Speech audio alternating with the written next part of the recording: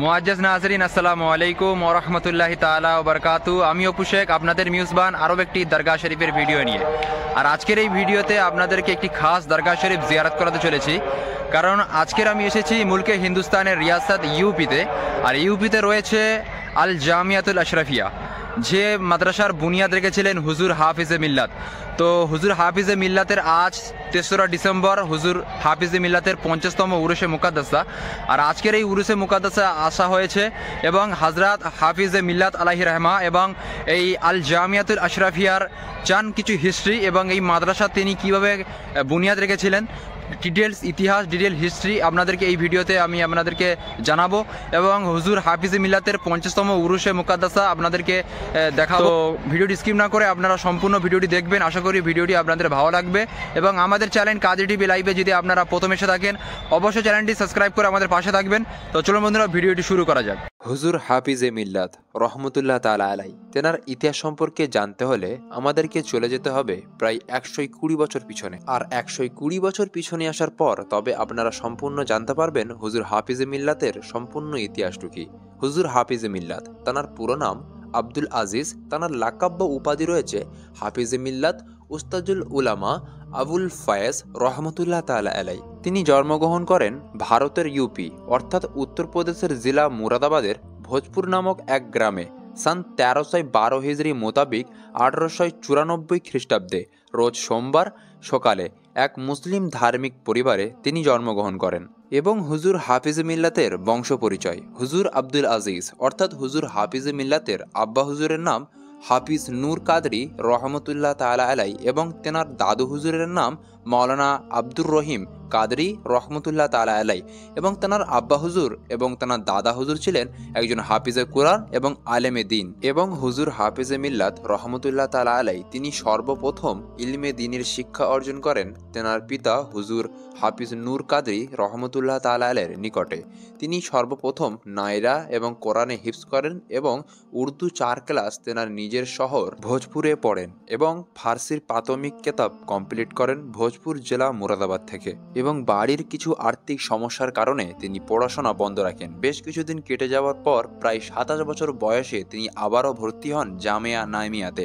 তিনি সেখানে ভর্তি হন এবং ৩ বছর কঠোর পরিশ্রম করেন এবং তিনি আবারও শিক্ষা অর্জন করেন। এবং হুজুর হাফিজে মিল্লাত রহমতুল্লাহ তাআলা আলাই তিনি আবারও উচ্চ শিক্ষা অর্জন করার জন্য ১৩৪২ হিজরিতে হুজুর হাফিজে মিল্লাত হুজুর সাদরুস শরিয়ার নিকটে চলে যান আজমির শরীফে জামিয়া মুইনিয়াতে। এবং সেখানে হুজুর সাদরুস শরিয়ার জেরে সায়াতে হুজুর হাফিজে মিল্লাত ইলমে দ্বীনের শিক্ষা অর্জন করতে থাকলেন। এবং হুজুর সাদরুস শরিয়ার দয়ালু দৃষ্টির কারণে ১৩৫১ হিজরি মোতাবেক ১৯৩২ খ্রিস্টাব্দে হুজুর আলা হযরত রাদিয়াল্লাহু তাআলা আনহুর প্রতিষ্ঠিত বিশ্ববিখ্যাত ইউনিভার্সিটি দারুল উলুম মানজারে ইসলাম বেরেলি শরীফ থেকে তিনি মাওলানা কমপ্লিট করেন। এবং হুজুর হাফিজে মিল্লাত রাদিয়াল্লাহু তাআলা আনহুর মাথায় ফজিলাতের পাগড়ি পরিধান করানো হয়। তো বন্ধুরা, আপনাদেরকে এতক্ষণ ধরে জানাচ্ছিলাম হুজুর হাফিজে মিল্লাত তিনি কিভাবে ইলমে দ্বীনের শিক্ষা অর্জন করলেন এবং তার পরিবারের সম্পর্কে বিস্তারিত জানাচ্ছিলাম। এবং আপনাদেরকে এখন আমি জানাবো হুজুর হাফিজে মিল্লাত তিনি এই মোবারকপুরের সরজমিনে কিভাবে এসেছিলেন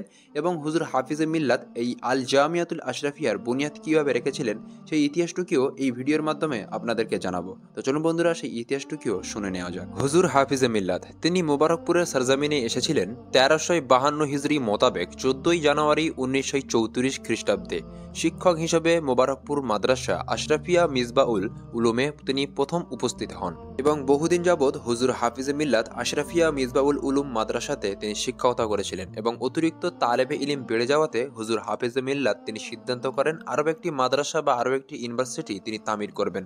সেই জন্য হুজুর হাফিজে মিল্লাত ১৩৯২ হিজরিতে আল জামিয়াতুল আশরাফিয়ার তিনি বুনিয়াদ রাখেন। তা আজও পর্যন্ত সেই মাদ্রাসাটি চলে আসছে।